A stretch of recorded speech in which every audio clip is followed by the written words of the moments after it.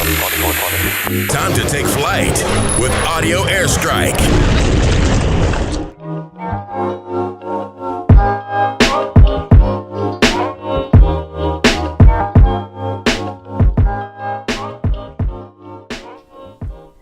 Ladies and gentlemen, this is Audio Airstrike. I'm your host, Everett Hall-McNeill, and we have a very, very special guest in the building. Tell them who you are. Hilarious Omar, baby. Hilarious Omar TV on IG. I bake, I spark, I cook. Hey, that's good, man. We appreciate you for coming through. Absolutely. Let's get down to these topics, man. I just wanted to kind of bring you in because you're a fellow comedian, along with Pete Davidson, who is currently on SNL. So I just wanted to talk with you about that. The first topic is Ariana Grande blasts Pete Davidson over the SNL spoof. Okay. This is post breakup, so you know there's a lot of emotions involved. There's a lot of stuff going on in that sort of fashion. This all happened on a Saturday Night Live sketch. He was in the sketch. He was trying to holler at somebody. Okay. In the sketch, Pete Davidson's in a sketch where he's basically getting denied by a chick. Okay. He says, "Do you want to get married?" After she declines, he responds, "Oh, 0 for 3 for me." Wow. Now, Ariana Grande did say that another tweet responding to that, which I have right here. She says, "For somebody who claims to hate relevancy, you sure love clinging to it." Then she later says that wasn't about Pete Davidson. So let me ask you this. You being a fellow comedian who will get the jokes off based off your personal experiences, do you think this was playful, or do you think there was some shade thrown? How do you view this? Do you see any fault in this at all? 100% shade. 100%. And you know, it's funny because everybody's trying to cover up what's inside. You can't. Right.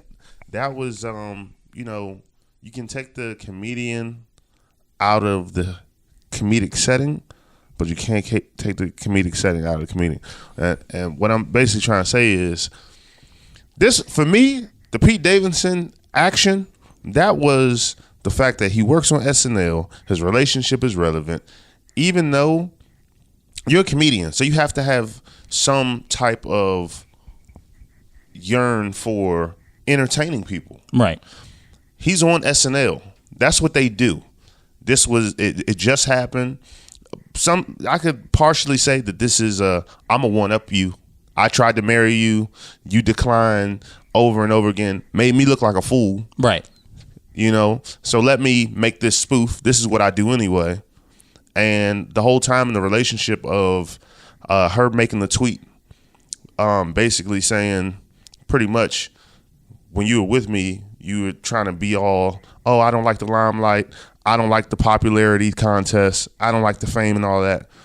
So she's like, but what she doesn't understand is you both are fucking famous, whether you like it or not. You know what I mean? Right. So, I mean, relevancy, it makes both of them relevant, and it's a joke. So just like the relationship seemed like it was a joke as well. I'm wondering, this is where I stand at, right? Right.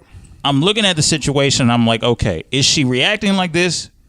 This is, and keep in mind, we're not too far removed from Mac Miller's passing away. Yes. So she may be under a lot of stress, still remembering her past relationship, still remembering how that went, and loss.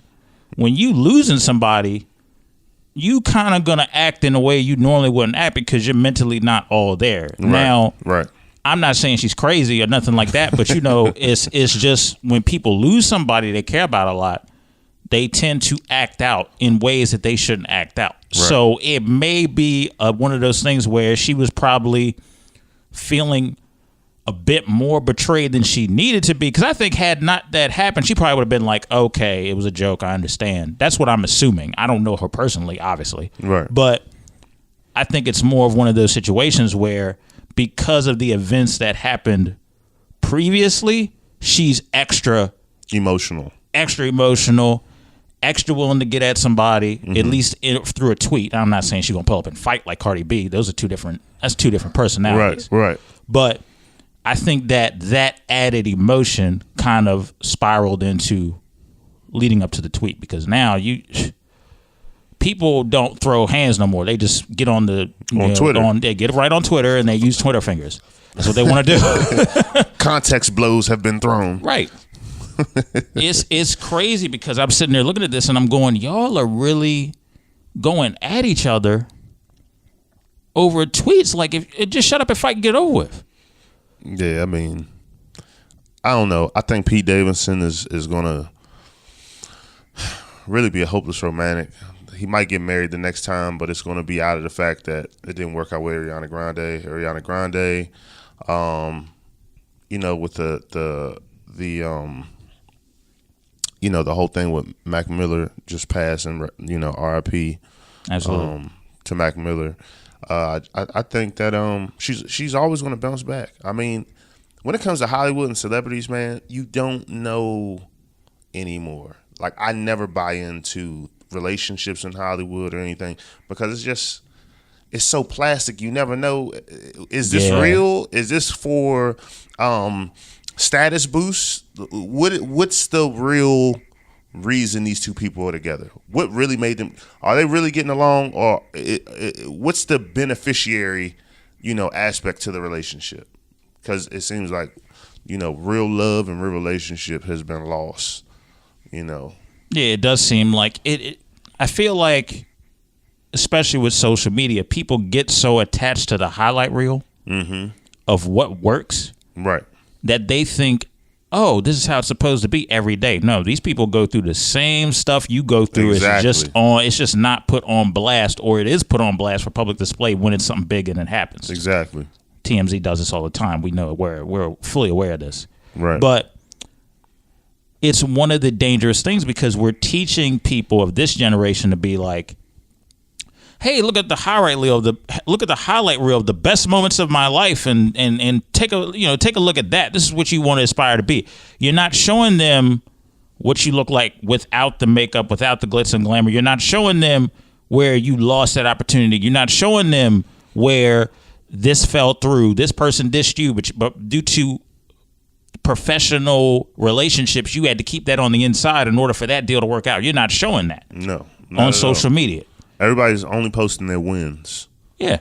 But to win, you got to fail. And even though people are posting all those wins, a lot of people are failing. Right. I mean, just rational understanding. There's way more people hurting than there are people in happiness. You know what I mean? So I look at social media and how people are living on social media like it's like you said, it's a soap opera. It's a slideshow. Everybody wants to be famous. I don't understand where people felt it. I want to know what went wrong that caused people to think being famous means like that means success. Like that, you do not have to be famous to be valid. You know what I mean? I talk about this a lot. Like, yeah, there are people that are like $50,000 working as a janitor, happy. As long as they go to their family, happy. Exactly. There are people that work the trash every day. Their job gets looked down on a lot, but they're happy. They're making decent money. Right. And they go home and with no foolishness. I know people that got good grief. Not Bentleys, but Benzes in the car. Benzes, the Bentleys and everything like that. The nice cars, driving nice forward. house, driving nice, living in the best area code possible. Miserable as hell. Right. Right. Because a lot of people are living outside of their lane, and they can't come to the realization that doesn't bring happiness. You're gonna be real mad paying $600 a month in your car note when you only make $800 a month in real life. A $12,000 mortgage payment. For what? You need an efficiency or a studio, and you out here living in a whole house. You can't handle that. Right. You don't even got a lawnmower. Highest grass in the neighborhood. No weed whacker. Right. You got to pay somebody an extra like $3,000 just to turn around. Hey, I need you to mow all these acres of land. I need that. It's crazy, man. But in a lighter note, there has been an announcement made that the third Bad Boys film is going to be coming out. What's your thoughts about that? Are you here for it? I'm definitely going to support it. I just want to know what they're going to do at this point because they're old. Martin Lawrence and Will Smith. Although Will Smith, make sure he stays in shape, Martin. I love Martin and Will Smith. When I grew up, I wanted to be Will Smith. Mm-hmm. I never thought that I could be a comedian or actor or anything. So I would watch Will Smith and be like, I want to be that guy. Right. You know what I mean? Fresh Prince of Bel-Air days.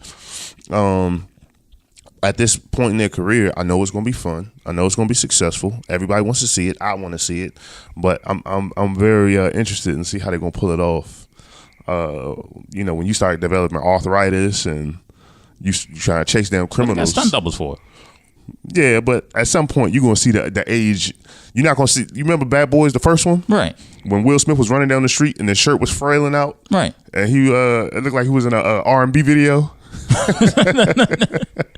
That's not gonna happen in Bad Boys 3. It's just not. You think you're just gonna be at a tank top call today? Now you're gonna be in a jacket driving somewhere. Dude gonna be running down the sidewalk. Will gonna hit him with his car. He ain't got time to be chasing nobody on foot no more. And he did that scene with the boots on, so a young Will Smith was super in shape. Right, but I think what might happen though is I think they're gonna play around with the fact that they're older. I think the jokes are gonna fly. About their age. You know what I mean? So I think it's gonna be good all the way around. So I'm happy to see it. I'm glad it's coming back. What storyline do you think they possibly are gonna do to this? I can see them doing a situation where somebody gets kidnapped at some point in the movie. It's a big money laundering heist or something like that. Martin is like, I'm done. I don't wanna do this no more. I'm tired of this Mike Lowry and all that. And something happens to Will Smith where Martin has to kick it in gear to save Will or something like that, or vice versa. I think something's gonna happen to one of them. And like the movie's gonna be based around them saving each other. Oh, okay, got you. So yeah, I'm gonna be interested to see it. I hope it gets the laughs off, but I also hope that they kind of keep it. I hope they don't go overboard and be like, all right, this is not possible. You ever seen action movies where this is really not possible? Right. Like every Fast and the Furious movie that came after The Rock showed up. Everything was WWE. Right. After that. Everything. Somebody was getting rock bottomed. Somebody was getting elbowed. Like, since when did this turn into WrestleMania with cars? Fast and Furious. Too Fast, Too Furious. Fury under the hood. I'm like, hold on, stop with the names. These names are getting crazy. Right, absolutely. Make another franchise or something. Yeah, and they're coming out with Hobbs later next year, 2019, I think, or it's either 2019 or 2020, something like that. What's that? So it's a spinoff. It's like the Rock's character Hobbs. It's in the Fast and the Furious movies. Okay. It's a spinoff of that, and it's going to be him, Jason Statham, and I think Idris Elba's in it too. Yep. A spinoff to the Fast and Furious series. That's what Tyrese was pissed about last year. Okay. Oh, where he said, well, what more do you want from me? Yeah, he was hurt. That man was going through it. Pull up on the demon on God. So, getting into a little bit of sports, big news that happened locally here. We had Maryland head coach DJ Durkin fired. Okay. Due to very Raping. Questionable. Oh. No, not rape. Okay. Due to very questionable treatment towards offensive lineman Jordan McNair, who fell ill and later died on June 13th. And there was a big discussion about how players are treated conditioning wise and ways to handle that. So was this dude being hazed or something? Like what? No, I don't think he was being hazed. I think it was. How did he die? What did they say? So here's how this works. All right. So the timeline is, I'll read it to you for those of you who are interested in the timeline. December 2015, Maryland hires DJ Durkin as head coach. January 2016, Durkin hires Rick Court as head strength and conditioning coach. May 2018, offensive lineman Jordan McNair is hospitalized after showing signs of heat stroke and exhaustion while participating in a team workout. Okay. And then the 13th June of this year, he passed away at age 19. Good grief. Wow. Rest in peace, man. Yeah, and wow. It was determined to be a heat stroke. All right. So With that being said, I mean, the dude deserves to be fired. I don't understand why coaches think that you'll get water when you work hard. Listen, man, as a grown-up, an adult, when you are pushed to certain limits, you know when you need some water. You know when, all right, I can't go anymore. Right. I mean, I understand the objective is you go as hard as you possibly can. You give it everything you got. But then safety comes into play. Right. You know, we live in a world, food is fake. All these different types of determinative things are happening now. So you have to be more cautious. You know what I mean? Right. Health conditions are damn near at an all-time high. So right. you got to, you know, safety first. The dude is at University of Maryland playing for you because he proved himself elsewhere. Right. So the work ethic and how hard he's going shouldn't even be in question. Mm-hmm. Somebody says they're done, they're done. Like if somebody says they hurting, it's time to start paying attention. People getting sued now. People ain't playing. So yeah, this ain't how it used to be in the old days where you would just drive a player into the ground and then, you know, don't really care for him. And I hate to be that. I hate to be that guy. But back in the day, it was like kill or be killed, old school absolutely mentality. It was like, hey, this is what we preach it, and you are going to buy in. It wasn't one of those times where you had free thinking going on. Oh, and people died back then. Yeah, we just ain't find out about it. Right. We didn't have cell phones and news on. We weren't aware and all that. But people were dying back in the day. Think about all those football players that have been breeding out of the South for so long. Right. How hot it get? It's so hot down in Houston. Yeah. They have air conditioning at bus stops. Right. They got water fountain every block. So imagine how many people died in Houston trying to play high school football. High school football. Right. Imagine the kid that passed out and died shooting jump shots during the summertime because he ain't had no membership. Absolutely. It happened. Oh, believe it. But now, you know, it's on camera. Now it's, you know, on demand. You do something like that, it's a wrap. Yeah, it's an issue. Yeah. So it's one of those things where if you are going to be a coach, you need to take into account that, one, you need to look out for the players both while they're in football and also after. Right. So when the 60 minutes games are over, you need to make sure that they are healthy. You need to make sure their mental health is also intact as well. You need to also make sure that they are a substantial player and their mind, body, and spirit is intact. Totally. Right. The best coaches, or you've seen it in interviews where a player really appreciates what that coach taught them just about life in general and just about the ways that they were looking out for them outside of the game. Right. The best coaches are the ones that do that. Right. And when you run a platform and you run a team based off of glossing over health issues and then these stuff happen, yeah, you're going to get let go. Right. Absolutely. Who's going to catch that heat? You got to go.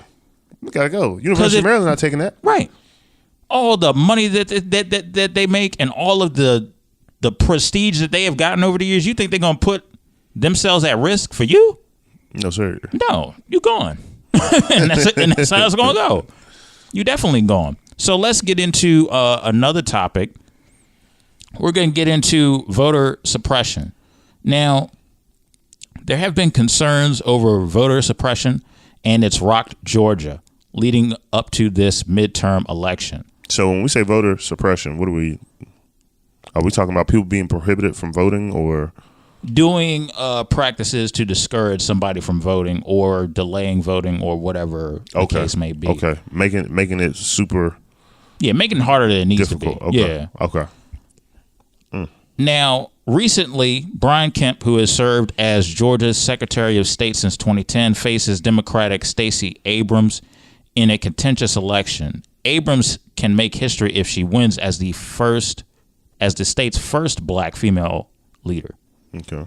So there have been claims that alleged voter suppression has been a reoccurring theme throughout the race, from senior citizens being kicked off a bus and taking them to don't do Maybell like that, and taking them to vote to to lawsuits filed under Georgia's so-called exact match law. You could say that Georgia has been a leader in the field of voter suppression as quoted by Bruce Millard, an assistant professor of political science at Savannah State University, told by Fox News.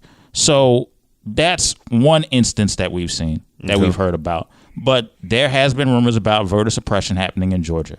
Okay. So now let me ask you this.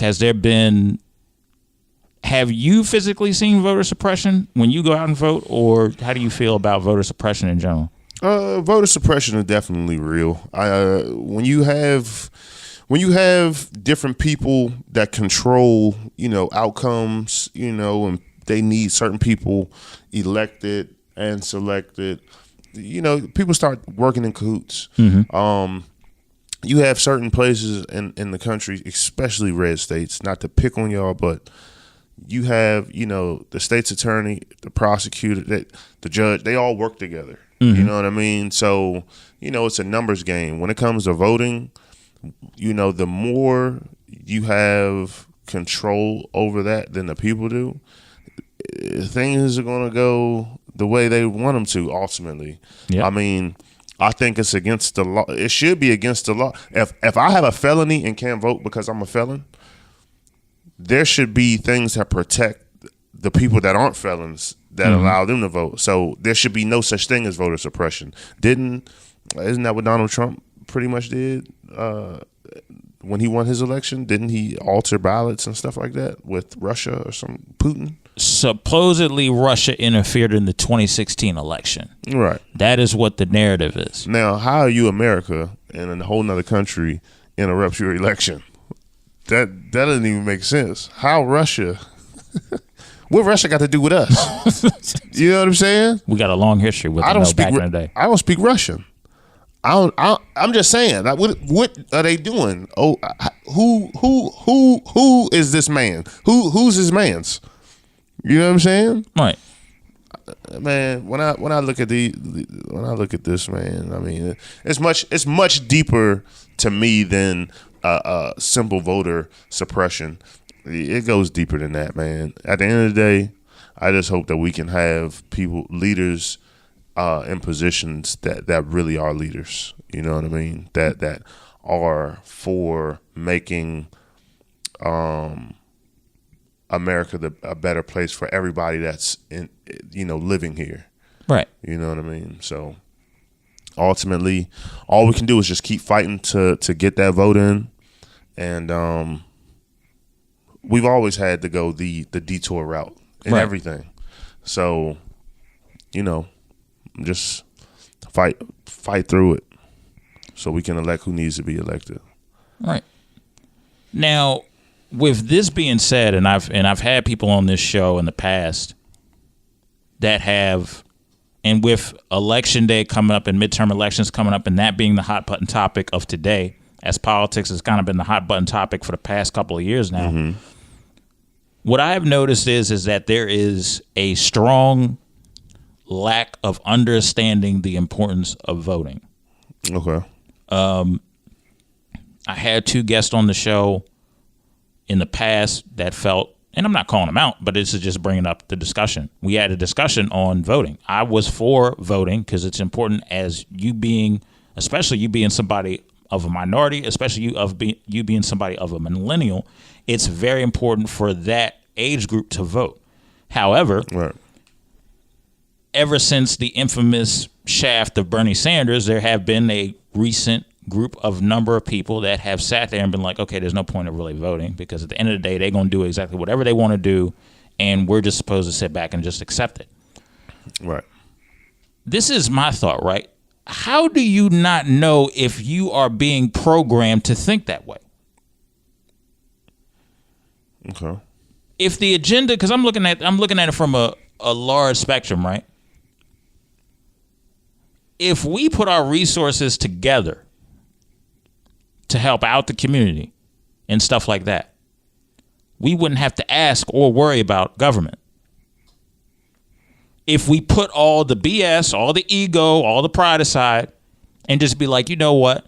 It ain't even a black thing. I'm just talking about people helping out their communities. You do see it with Asians. You do see it with Indian folk. You know, if everybody started helping out their communities instead of sitting there waiting for the government to pass a law or doing this or doing that, then you wouldn't necessarily need to worry about the government's interfering.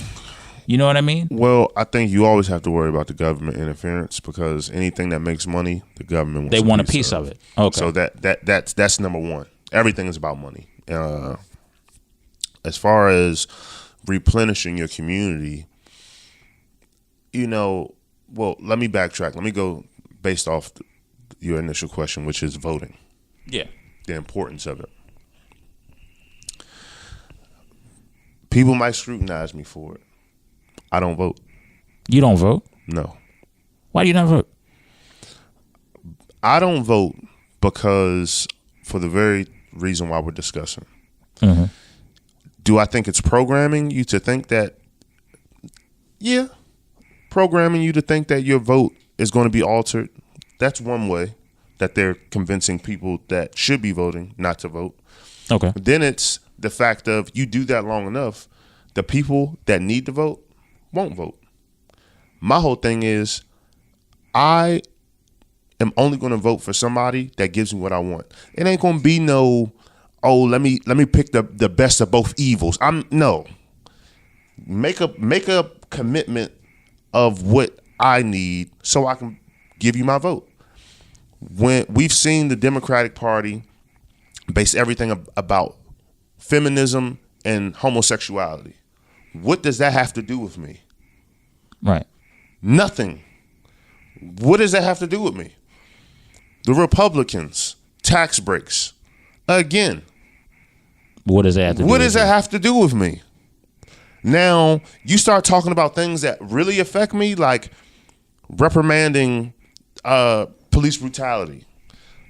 You talk about things of what you're going to do with the judicial system as far as the whole efforts to decriminalize marijuana, send people home that have, nonviolent offenses,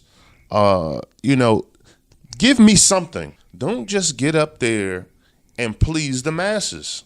Right. There's not, black people make a problem, they say, which could be an agenda as well. There's more of them than there are of us in America. So they're not worrying about pleasing us because we're not the masses. However, we're the number one consumers.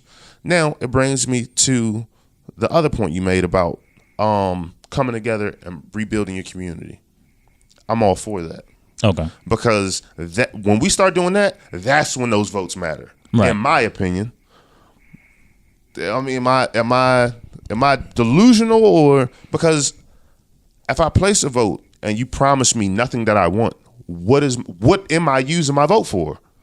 Because now I have selected and helped something that I didn't even want to happen just because I got to use a vote. Give me a candidate that I can vote for and I'll vote. That's my thing. So let me pick your brain for a second and kind of did that make some sense? Yeah, you definitely brought some valid points to the table.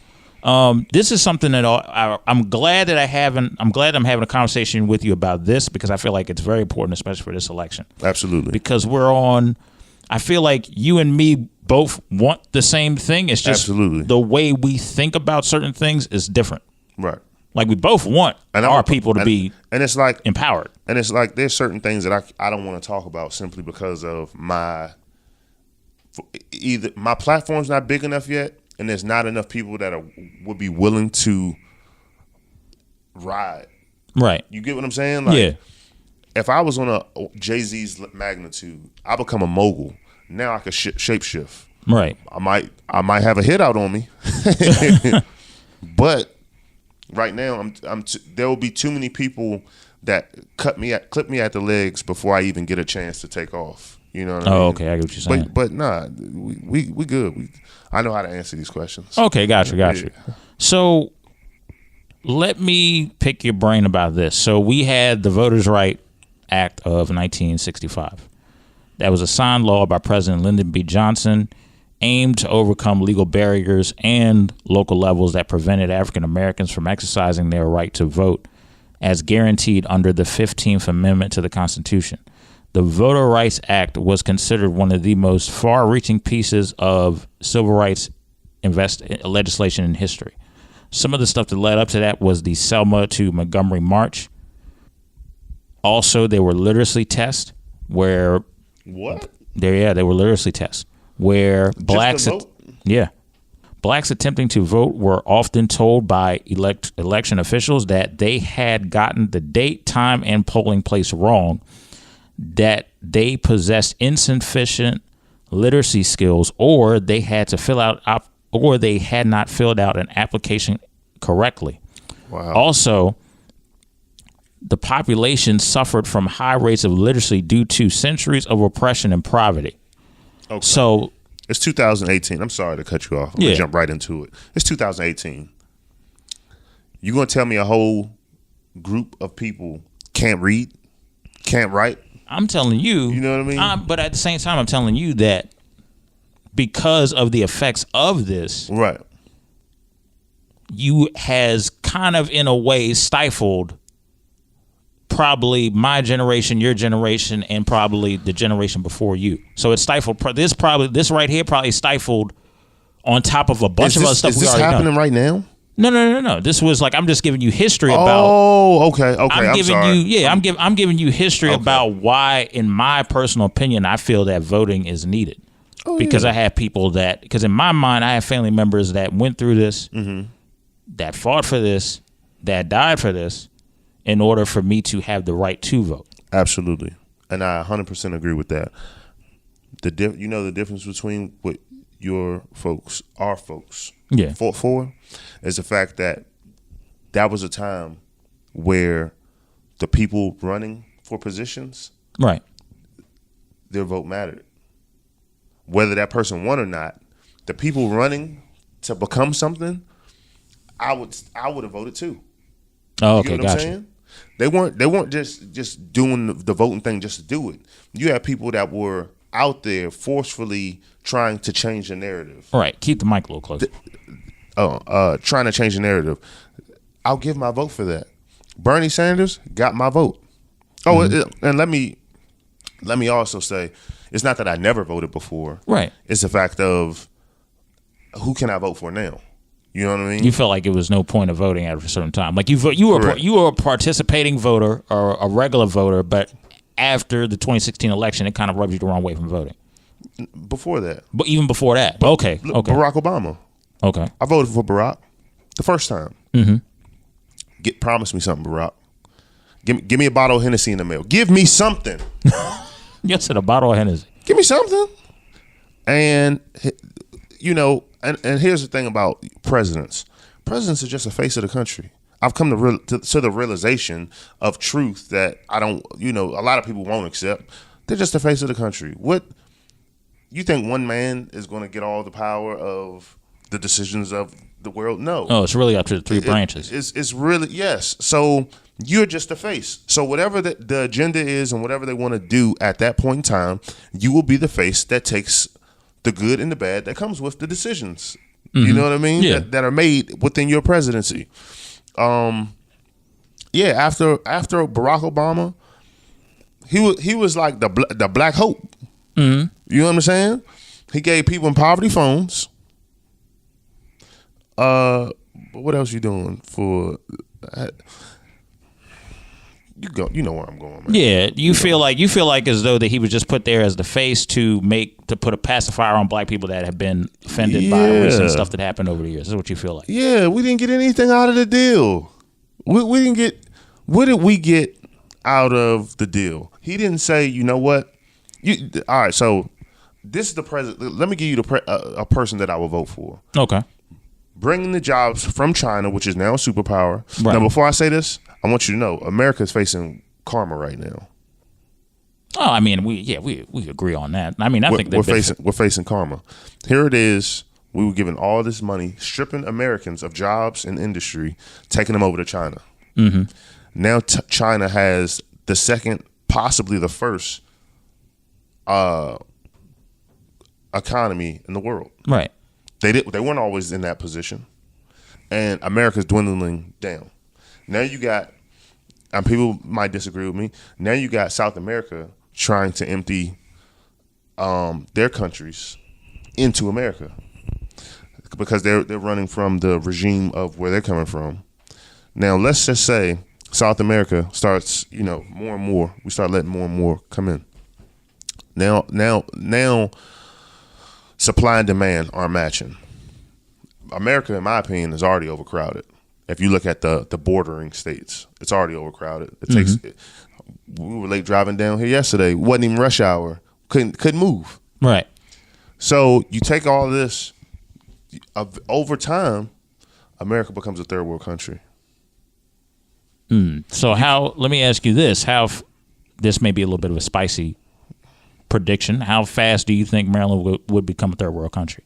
Maryland or America? America in general. America, if the Democrats, who are, once again, for the masses, and and when it comes to, I can't rock with you. Everything's okay? Everything under the sun is okay? I can't rock with that. I need guidelines. Give me some rules and regulations, because that's what keeps everything in order. Yeah. Can't be the Wild Wild West to everything. Right. I think, honestly, it could possibly happen within the next 15 years. Okay. It could. But I think something will happen. I think we will be at all-out war if we were put in that position, though. Okay. There are too many people. When you look at some of these Facebook videos that go viral with dads training their sons and daughters on how to use firearms and tactics and things of that nature. Right. And the doomsday preppers. Right. They're preparing for something that we don't know. I always feel like white people get an email that niggas don't get. I always feel like that. You know what I mean? Like, because they're preparing for something. Tell me, what are you preparing for? Why is your son 8 years old shooting a AR-15? You know something I don't. Because niggas don't put white people in position to feel fearful. Because niggas are killing niggas. So let me ask you this. Do you think it's one of those situations where we're not in those type of communities to kind of get that empowerment, to kind of learn how to fish, to kind of learn how to use a firearm, to kind of learn how to do crops and culture and stuff like that? Do you think it's also a geographical thing too? I think because of the FHA putting laws in, but way back when, that is still affecting us now. I think that's part of it, but it's the fact that black people ain't trying to kill nobody. We ain't trying to hurt nobody. Black people, for real, our natural state of being is loving and nurturing. It ain't war. We only created war because we know other people got people trying to hurt you out there. So we would create an infrastructure to protect what's ours in our community. But outside of that, do you? Mm-hmm. We have never been the type of people. It's just in our DNA. I'm not going to say in history, because I know we've had wars and things. When you go back in history, but just naturally who we are of the earth. You understand what I'm saying? Like, we are, in my opinion, I feel like we are the chosen people. We want everybody to prosper. It's not until you infringe on us, now we're depicted as thugs and criminals and things of that nature. That's not how we are naturally. So while they're preparing to kill whoever, I don't know who the hell they preparing to kill, but while they revving up to gear up for something major, it seems like to me, we are, I don't know, systematically in another space. I don't know. I mean, it makes sense. I get where you're coming from. I get where your concerns are. We, as many innocent, unarmed people that are black being murdered by cops and police, if we were as vicious as everybody's saying, we would already had a civil war again. Mm-hmm. But the fact we don't want that, we don't want to die, but we're living in a world where we feel like we're dead anyway. So it's like, what do you do now? Mm-hmm. Do you go to war? Do you try to continue to show, try to spread love? And my whole thing is, niggas got to stop killing niggas. Can we stop that? If niggas stop doing that, I'll vote for anybody. I'll vote for Trump. If niggas stop killing niggas, because I need the unity with us. That's a tall order you asking, right? Because the mentality in these inner cities is you need to do that to survive and see another day. But right. It's like a damned if you do, a damned if you don't. Right. Because if you do this, you survive for another day. But if you kill the wrong guy, they're going to come back and kill you, and that's you're just another dead body in a cemetery. Right. So it's one of those situations where, so recently, you know, because I work full time as a videographer for this automotive company, and one of the head people was in the hospital for something, and she was like Everett, they just bring in people in that was dealing with gun violence and gang violence like it's nothing. And she was in Johns Hopkins. Yeah. And I looked at her and I said, this is the reality all day, every day. Like, this is what is happening down there. Yeah. Keep in mind, she's living not in that environment. So to her, it's one thing to hear the news, but it's another thing to see the people coming in the hospital. Right. So she's concerned and taken aback by what she's seeing.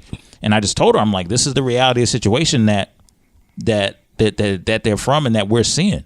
Because, you know, she was concerned because she started asking me, she's like, Everett, I know you travel a distance to get here. Like, are you from that area? I was like, no, I'm not from that area, but I have cousins and family members that are from that area that are well aware and tell me what's going on. So it's one of those situations where until people within that community work with, and here's a couple of things that need to happen. One, we need to have a police system that we trust. It ain't even about police. We have to go wait for that to happen. We gotta go forget police. We can't. You think we gotta do a completely? We gotta man our communities ourselves. Somebody raped somebody in the community.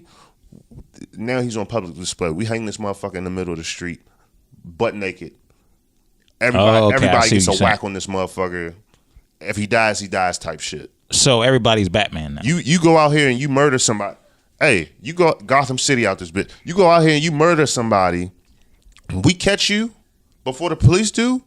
You're in the middle of the street, butt naked, hands tied up. You trying to make this into the purge? How far? No, you trust we ain't everybody? No purging. No, it ain't no purging. We not purging. See, a purge means no rules. Everybody's out here killing each other. No, you black and you hurt somebody in your community, you will be made an example out of as a community thing. We ain't hurting nobody over here. You gonna go up inside Mr. Henry's store and rob him and slap his wife over the head? Yeah, there's got to be a penalty for that. When we find you, this ain't no one guy.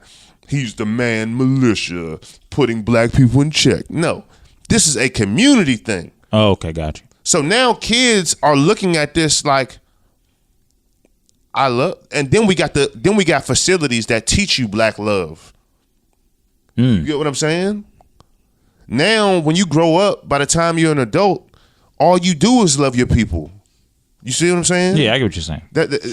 That's how hard we got to go to resurface this thing. People got to be scared to hurt another black person. Oh, you black hurting black? Oh, we got to get you. Oh, okay. I see what you're saying. Yeah, I get what you're saying. Because now you too afraid. You don't want to hurt your people no more. And on the other side of that, the embracing love of it. So you got the penalty and the consequences for doing this from your own people. Right. What does that bring? Unity. Right, I got you. So now it's harsh. It's militant. Oh, it's very militant. It's very Malcolm X. But if you don't, how else do you change? How else do you change it? You can't. Yeah, because you can't sit down and have a conversation because nobody's trying to have dialogue at this point. You heard in this climate. You heard somebody in your community, you will be dealt with. That happens to every black. If that starts happening in every black community, that's what starts to change it. Then now prepare for the attack. Now they come out with a new drug, something similar to crack. They start letting black people get rich again. We gotta always be ready for the counter. Because when we start winning and we start thriving, they always throw some shit in the game that looks like a great perk that detaches us from who we are and what we need to be. Mm-hmm. They threw crack at us. Back in the 80s. One of the most addictive drugs, one of the worst epidemics that hit the black community. We had Black Wall Street. So and they ripped that apart in Tulsa. They ripped that apart. That was one of the biggest black memorials. You know how many black people died? And they don't try to talk about that. They don't try to even document it. You had your own economy, black people. They forcefully went in there and took it. We weren't hurting nobody. We was doing us. Right. We finally get to a point, they knock us down. Crack, they knock us down. If we do something, we just got to know what's coming. We got camera phones now. Right. Everything's on display. The Black Panther Party, right? that was one of the most helpful things black people have seen in this world's ever seen. The Black Panther Party always gets confused because when you hear about the Black Panther Party, they think the militant systematically. Don't you think that's a bad thing? Like even me, even though I know what the Black Panther Party is, when I hear Black Panther, I always think bad. I don't think bad because I understood what they stood for. Oh, absolutely. Yeah, I know they're not bad. Yeah, but I'm just saying when you hear the Black Panthers, I'm not going to say from your perception. Yeah, but I know it's not a how do I word this? You know, it's not something that everybody's hip to. Exactly. It's from a positive perspective. There's an issue there. Yeah. It's not this piece. It's a misinterpreted. It's not like hearing Christianity. Right. When you hear the term Christianity, you think good things. Yeah. I mean, that's just, whether you're programmed to think it or whatever, whether you know what's behind Christianity or any religion, when you hear Christianity, good thing. When you hear Black Panther, you don't. Is it good, more bad? But when I found out about the Black Panthers and what they stood for, they made Black Panthers out to be criminals, thugs, murderer, cop killers, the worst shit you can possibly be, which made white America afraid.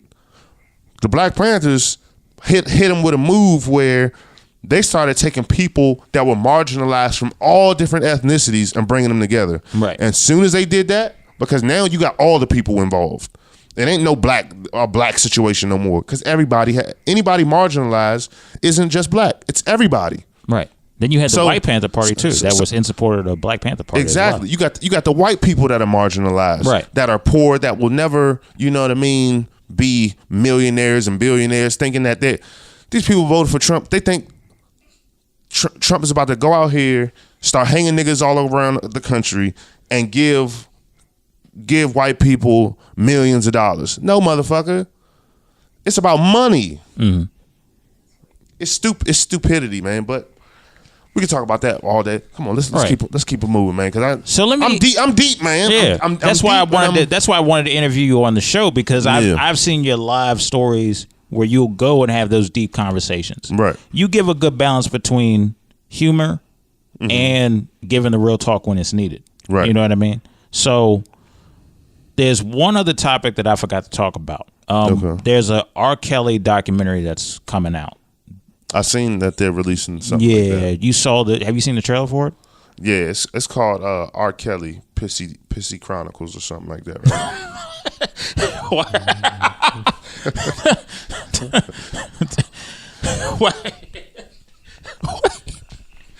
Wow. Oh my gosh. Track number 1 is I Gotta Go Real Bad. What's track number 2? Help me with my flyer.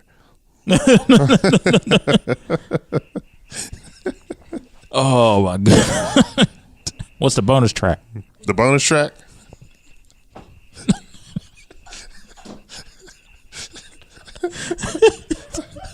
Bathroom in the bed. Oh my gosh. I just want to get your thoughts on what do you think about this whole ordeal? Do you think it's do you think this is like the final nail in the coffin on his career?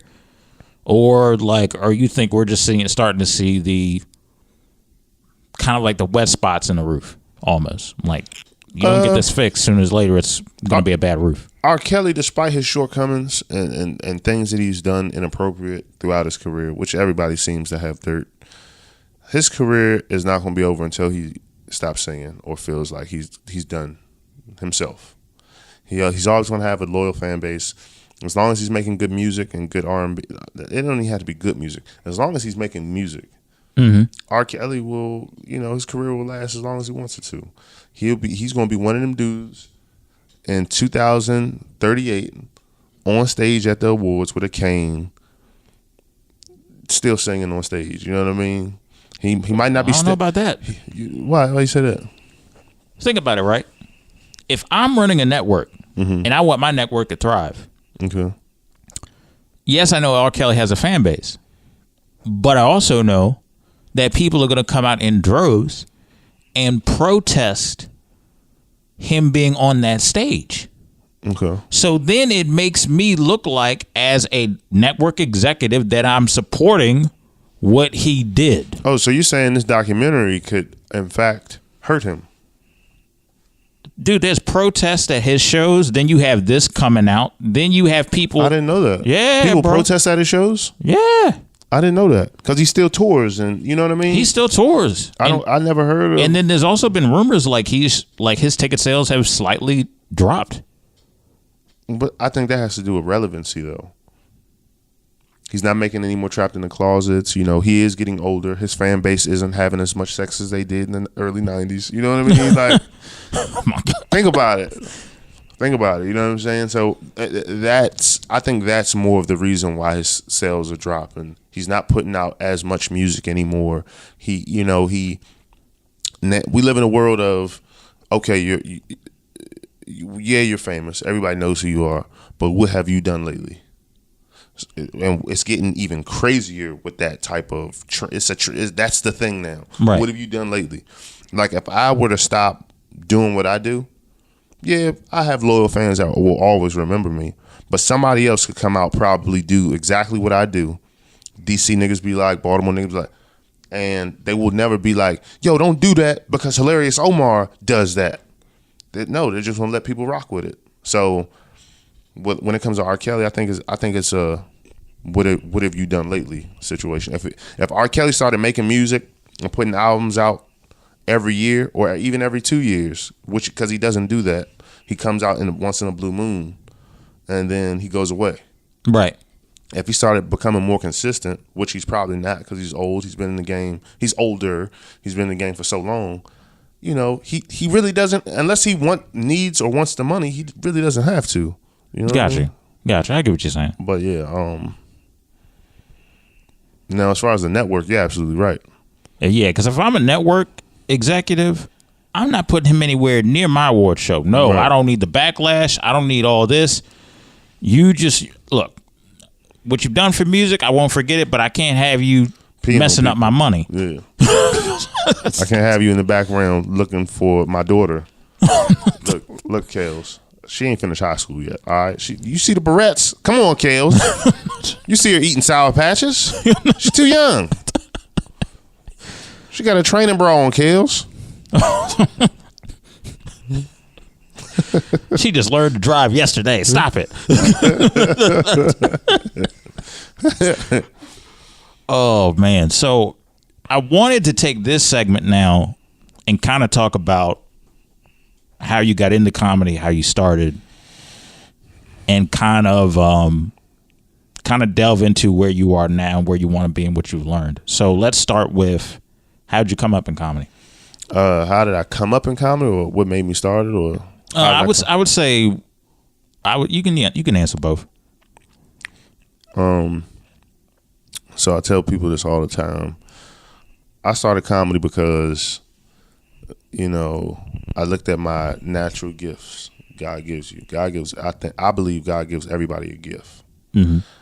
And my whole thing is, before I work for somebody else and have my mind set on, you know, I'm gonna work so hard for this company or do this and that, what gifts did God give me first? So basically, like, self-identification. Right. So that's what the start was. I wanted to use what God gave me naturally and work it. So I didn't want to misuse my talents. So at first it was, tremendous athlete. I was playing basketball. I probably should have played football, but that didn't work. Going to the NBA didn't work out. So, and I came up playing with some of the top guys in the area. David Brewster, who is now Dave East, the rapper. I competed with him in high school. Kevin Durant, Michael Beasley, Ty Lawson. These are all guys from the area that, you know, we all would play, you know what I mean, and compete. So I definitely thought I was going to the NBA. Didn't happen. What's my next gift? I'm funny. Class clown since I was, probably since I can remember. Mm-hmm. My family, for a long time, I was the youngest. So they used to always make me do stuff that they were too afraid to do. That developed, this fearless mentality. You know what I mean? So when I was contemplating, I was in college, I was contemplating on what the next chapter was. Once I said I was done basketball, I said, let me try comedy. So that's how it started, the idea. So I started watching comedy, and Lil Rel, before his big blow up, shout out to Lil Rel, Chi-Town representative. Before he blew up with all this fame, I seen him on Bill Bellamy's Who's Got Jokes in my dorm room. And I was like, yo, this dude is funny as hell, and he's not doing anything extravagant. He's just speaking on regular, everyday, family stuff. Right. And it's clean, and it's funny. I think I can create some stuff to be a comedian. And that's how I started. Oh, okay, wow. That's awesome. how I got into it. So what made you get into the internet side and grow that? People started blowing up on social media. And even though some people can blow up overnight on social media, all of them don't have talent. Right. All of them don't respect stand-up, which is that was my bread and butter. I felt as though if I did stand-up, because I didn't go to school for acting, it would develop such stagecraft that the acting jobs and things of that nature would come. Now, internet, I said, all right, it's time for me to become relevant, because I've done so much on stage now, and I've developed my voice. People that's on the internet that don't know what having your voice is, right, you need to do more stand-up. Yeah, absolutely. But once I found my voice on stage, I said, all right, it's time to make money. People in LA, you either go to LA for acting and comedy, or you go to New York. Well, financially, both of those places are out of my range. I see people blowing up online. It's time to make money. It's time for me to create something that I can, monetize or become more relevant, so people would buy into me and seeing me live. Yeah. So that's what made you shift to that platform. Yeah, definitely. Speeding up my career. The fact that I need to make it like faster, and the fact that I wasn't going to LA and New York all the time. Absolutely. Yeah. Now, do you remember the first video you did? First videos I would do, they were trash. They were horrible. They were horrible. And I would post them, and it really showed me, like, yo, people really don't take me serious. But every now and then you get somebody to put an emoji under there. Mind you, I'm really putting in work, because I'm like, to be a stand-up comedian is way harder to be a social media personality. Way more time, way more effort put into that. Right. To be a social media personality, you don't have to do anything. Like, you can literally act like this dude every day on camera. Yeah. You do that 6 months straight. Next thing you know, you got 30,000 followers. Right. All because of next thing you know, you going viral off of that. So it was hard for me to switch from a craft to something that doesn't take much. Right. That was the hard part. So now, here's the thing. By the time I got to that part, because I went viral, of course. By the time I got to that, so many people had been like social media icons. Now I'm at a point where I'm way more talented than them. You put me on stage with any of those, I'll blow them out the water craft-wise. As far as personality, on social media, the whole viral sensation, the whole, I'm gonna follow him, that whole craze has gone. It's gone. Unless you got somebody twerking in your video, or you do something that's so off the top of the head, like the video me and my girlfriend created. Okay. It's gonna be hard, because people are exposed to so much now. You might see a video with somebody, not faking like they're getting shot, actually getting shot. You know what I'm saying? How do you compete? Right. How do you compete with being a real comedian, where somebody else, to get fame, will go inside a Wendy's and throw burgers at the wall and smack people's food off their tray? I mean, even though that's not comedy, you got this new generation that has no respect, no values, no moral compass. Everything is shock value. Exactly. Shock value. That's not comedy. So real people that have talent in comedy, we are losing, because there's a lot.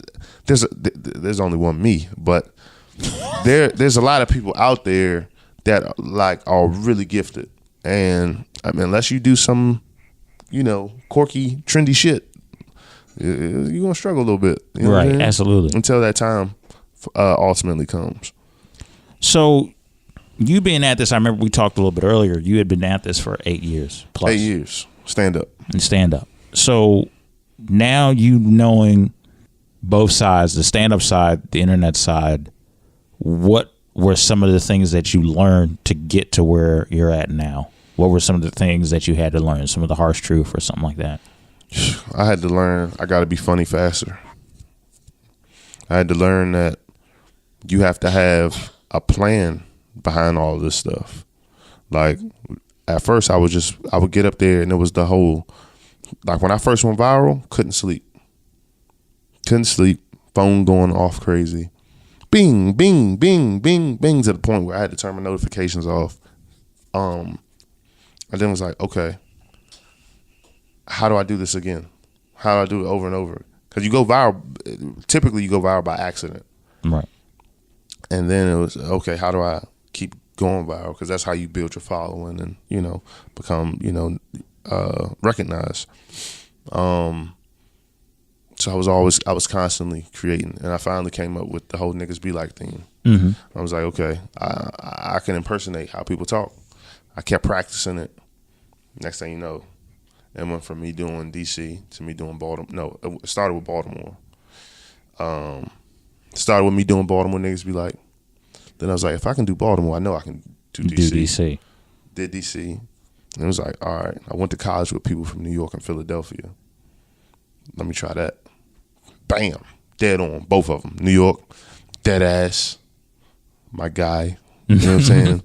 Philly, real rap. You know what I mean? You know what I mean? I'm on him. So, and people loved it. Right. It was like you had people hit me up. Yo, I haven't been home in so long. You make me homesick, man. I love your work. It was a crave. I'm like, all right, I got something going. But you do that long enough. Like for me, my mind works so fast and I'm so creative. I can get bored really easily. I got a high IQ. Like I constantly love being challenged. That's what makes it fun for me. When it stops being a challenge, it's not fun no more. I could do niggas be like every day, but I need to have fun. Because when you do comedy and you take it serious like I do, every time you create something, every time you get on stage, you're giving a piece of you. You always got to get that back somehow, some way. Mm-hmm. Because if you don't, next thing you know, Hilarious Omar is on drugs. Hilarious Omar is losing his fucking mind. Hilarious Omar is in rehab. I don't need that. And because you can work so hard and push so much, you forget about yourself. Right. You know what I mean? And yeah. I mean, and it's good that you have learned that stuff now, because so many celebrities get lost in the fame. Yeah. That they kind of lose touch with what made them, blow up in the first place, which you're taking an essence of who you are as a person and putting it into every creative outlet that you were working on. So right. It's one of those situations where you always, especially if you're going to be a huge media personality, regardless if it's comedy, film, or something like that, or acting, you always have to always know where your foundation lies and what your standards are. Right. Because this industry can easily make you forget them if you're not careful. Absolutely. And one thing that I also learned when it comes to social media, the people that love attention the most are the ones that typically do the best. Mm-hmm. Because they are fueled by the attention they're getting. Right. Me, I'm a laid back dude. I really don't like I do this because of the career I'm in.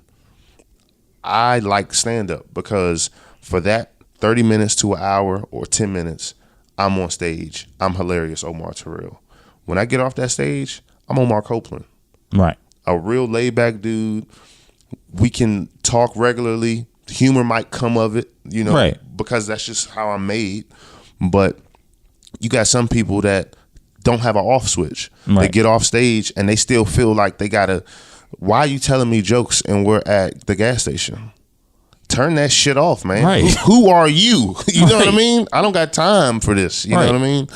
And for me, people when they see me, a lot of people that have no respect for comedy, and this goes to the people that hear this, don't see a real comedian and say, "Hey, you're a comedian? Tell me a joke." Oh God, shots really? fired. Please, really? Tell you a joke. Let me see your tits. Are you really trying to get Me Too'd out of here that fast? Oh, sorry.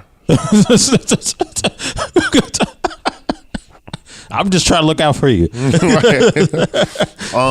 But no, but yeah, people that love. That's why you have, I'm not going to, go too crazy, but like, Jess Hilarious. People don't know. I don't have a problem with her. Like I'm really cool with Jess. Right. Shout outs to her. I'm really cool with any comedian that's a good person. Right. I don't know how good of a person she is because we don't talk that much because we're both from Baltimore. Hilarious is in the beginning of our name or in our name somewhere. So it looks like there's competition. It's not. Right. You know what I mean? Hilarious Omar is a name that I came up with because my cousin said that I need a name that fits and something that really makes me be about that.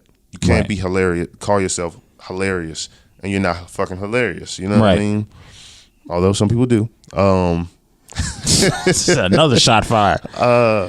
But nah, me and her are cool. But she strategically set herself up to win. Right. She loves attention. She really loves making videos. And I like creating something for people to enjoy. But constantly, you know what it is? And then I don't like forcing funny. Right. I like it to be natural. And when people want it over and over again, because you're getting people through their day. You're getting people through life easier. You know what I mean? Right. Everybody wants to laugh. Everybody wants to, so, but at the same time, I want to make you laugh naturally. Right. I want it to be, because I thought of this just now, I'm going to record this and put it out there. Not me sitting down at a table